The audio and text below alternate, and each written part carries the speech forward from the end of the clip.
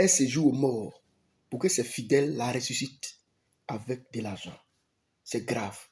Regardez.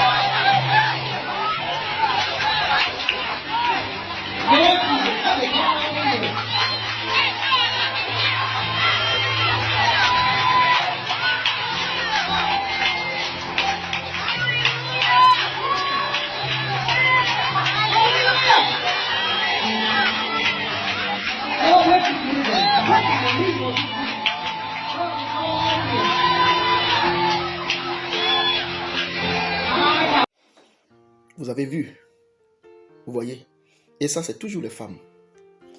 Les femmes sont beaucoup dans ce genre de choses parce qu'en réalité les femmes aiment Dieu.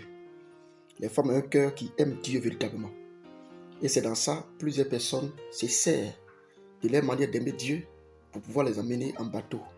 Vous voyez l'image que vous venez de voir. C'est ce que Jésus disait dans Matthieu chapitre 12, et Matthieu chapitre 21, avec verset 13. C'est ce que Jésus disait dans Matthieu 21, verset 13. Il dit, ma maison elle sera appelée une maison de prière, mais vous en faites une caverne de voleurs. C'est ça.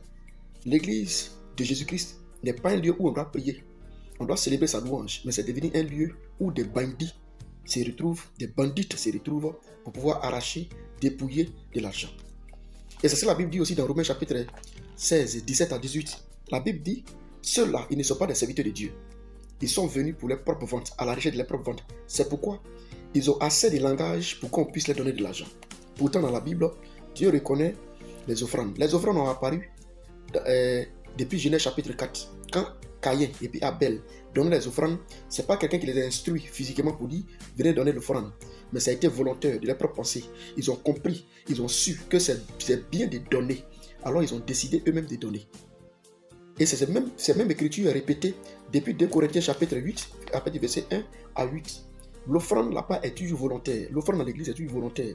Et Paul dit, des gens ont donné sans contrainte, mais volontairement, depuis leur propre cœur.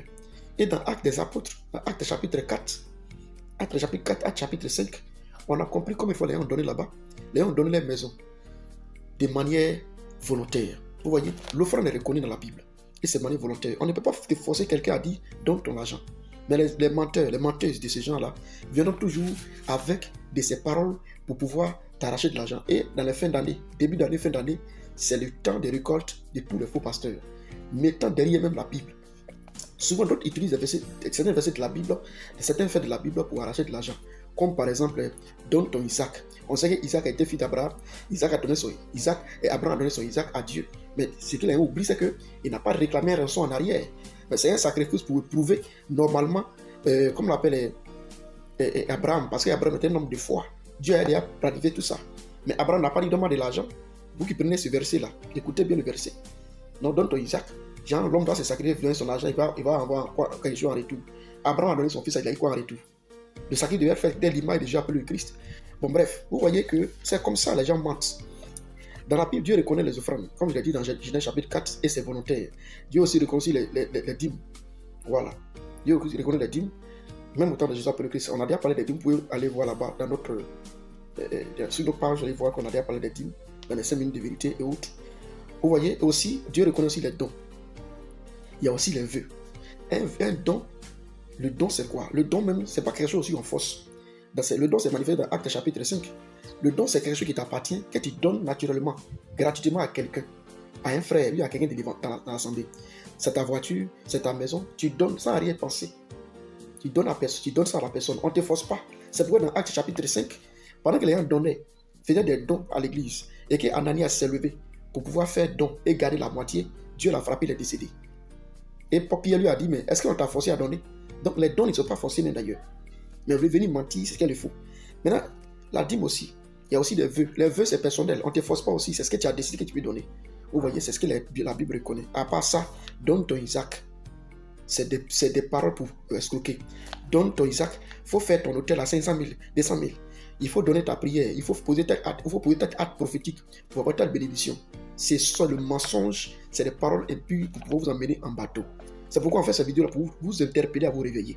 À vous réveiller parce que quand le monde entier regarde ces images, selon Romains 2, verset 4, la Bible dit c'est à cause d'eux que le nom de Jésus-Christ et le nom du christianisme est gâté. Parce que quand des choses comme ça, où déjà quelqu'un est couché et puis il dit c'est votre argent qui va me faire ressusciter, c'est l'escroquerie dans toute la forme.